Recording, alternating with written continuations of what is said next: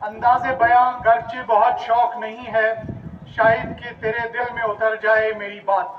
جس مرکز میں آج آپ بیٹھے ہیں، جس کو آج 47ویں سالگرہ کا موقع ہے، تو میری طرف سے پہلے ان کے تمام اراکین کو، ممبران کو اور یہاں کی جو بھی کمیٹیز ہیں اور اساتذہ کرام ہیں، ان سب کو مبارکباد پیش کرنا چاہوں گا۔ اور سے بچوں سے ہی مخاطب ہوں میں، انہی کو بات پہنچانے کی کوشش کروں گا کہ میری بات ان تک پہنچ جائے۔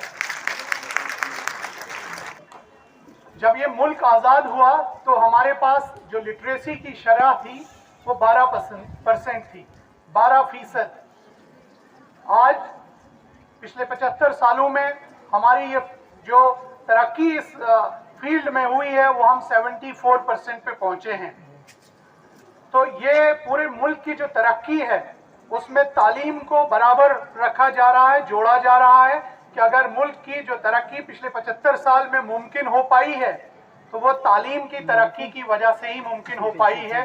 جموں کشمیر میں خاص طور سے جو کمی پائی جا رہی ہے وہ کمی پائی جا رہی ہے کہ ہمارے ہاں عورتوں کی تعلیم میں کافی کم شرح ہے۔ یہاں میل ایجوکیشن 78% ہے تو فیمیل ایجوکیشن جو ہے صرف 58% ہے۔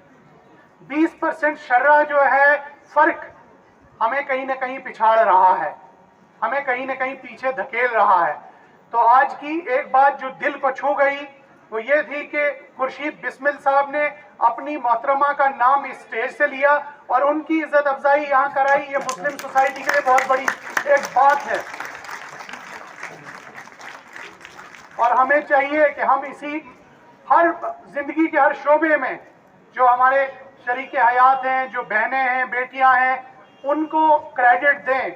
ان جو جہاں پہ پہنچتی ہیں ان کو ہم ضرور ایکنالج کریں، اس میں شرمائیں نہیں۔ تو میرے دل کو وہ بات چھو گئی کہ میڈم کھڑی ہو رہی تھی اور بغیر کسی شرم کے، بغیر کسی ہچکچاہٹ کے انہوں نے ان کا ایکنالج کیا کہ ان کا رول تھا اس پورے ادارے کو بنانے میں، اس پوری مشن کو آگے بڑھانے میں۔ جموں کشمیر کی شرح تعلیم ابھی بھی بہت اچھی نہیں ہے۔ ہم لوگ ملک میں تقریباً باٹم سٹیٹس میں ہیں، 67% ہے، جبکہ ملک کی ایوریج شرح 74 ہے۔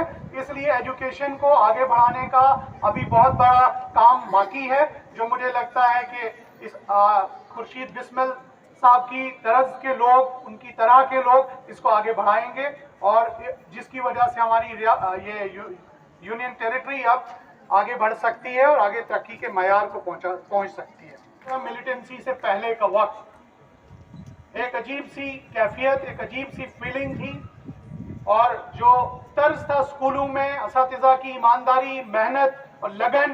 اگر ہم لوگ یہاں پہ کسی بھی جگہ اس وقت پہنچتے ہیں تو سب سے پہلے اپنا اساتذہ کرام کو یاد کرنا ضروری سمجھتے ہیں۔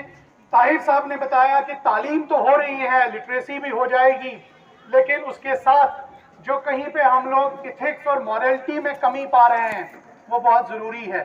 کسی مفکر نے کہا ہے کہ با ادب با نصیب، بے ادب بے نصیب۔ یہ ضرورت ہے کہ آپ جو بھی آپ کے اساتذہ کرام ہیں ان کی عزت کریں۔ کسی اور مفکر کا قول ہے کہ اگر ہم ماں باپ کی قدر کریں، عزت کریں تو اس سے رزق میں برکت آتی ہے، اور اگر ہم استاد کی عزت کریں، قدر کریں، اس سے علم میں برکت آتی ہے۔ اور ہمیں دونوں چیزوں میں برکت کی ضرورت ہے، ہمیں علم بھی چاہیے اور رزق بھی چاہیے۔ تو میرا بچوں سے یہ گزارش ہوگی کہ اس کو خاص طور سے دل میں بسائیں کہ یہ بات بہت ضروری ہے۔ کیونکہ آج آپ بہت ساری ڈسٹریکشن سے جو ہے جوجھ رہے ہیں، جو ڈسٹریکشنز آج سے 15 سال 20 سال پہلے نہیں تھی۔ آپ کے پاس سب سے بڑا ڈیجیٹل ڈسٹریکشن ہے، جس پہ کافی اسکرپٹ بھی یہاں پیش کیا، ایک بچی نے بہت اچھی باتیں بھی بتائی۔ ڈیجیٹل ڈسٹریکشن سے میرا مراد آپ کے پاس موبائل، ٹیب اور اس طرح کے گیجٹس ہیں۔ پھر ڈرگز ہے، ایک میجر ڈسٹریکشن ہے بچوں کے لیے، اور پھر جنرل اسکرین ڈسٹریکشن ہم بولتے ہیں، گھر میں ٹی وی وغیرہ جو آلات ہیں، ان سے آپ کو جھونجنا ہے۔ سب سے بڑی جنگ تو پہلے یہاں سے شروع ہو رہی ہے۔ کیا آپ اس پہ قابو پا سکتے ہیں؟ کیا آپ بیلنس کر سکتے ہیں کہ کون سی چیز اچھی ہے اور کس چیز کو اپنانا ہے اور کس چیز کو نہیں اپنانا ہے؟ پیرنٹس کے لیے ایک نسخہ یہاں پہ ضرور بتانا چاہوں گا۔ ایک سافٹ ویئر ہے Google family link. Google family link سارے پیرنٹس ڈاؤن لوڈ کرنے چاہیے، اور اپنے بچوں کو اس میں لنک کریے تاکہ آپ لائیو دیکھ سکتے ہیں آپ کے بچے بچیاں کس طرح کا پروگرام ڈاؤن لوڈ کر رہی ہیں, کس طرح کی نیٹ ایکٹیویٹی ان کی ہے, اور کیا کوئی اس طرح کا سینسرڈ کنٹینٹ تو نہیں دیکھ رہے ہیں. تو گوگل فیملی لنک ایک کیچ ورڈ ہونا چاہیے جو آج یہاں سے جا کے آپ ڈاؤن لوڈ کریں اور اپنے بچوں کو اس میں ایڈ کریں, اور ان کی مانیٹرنگ بہت ضروری ہے. لینگویج بالکل اس میں کوئی شک نہیں, ضروری ہے, چاہے آپ اردو پڑھیں, ہندی پڑھیں, عربی پڑھیں, سنسکرت پڑھیں, لینگویج پہ کمانڈ ہونا ضروری ہے.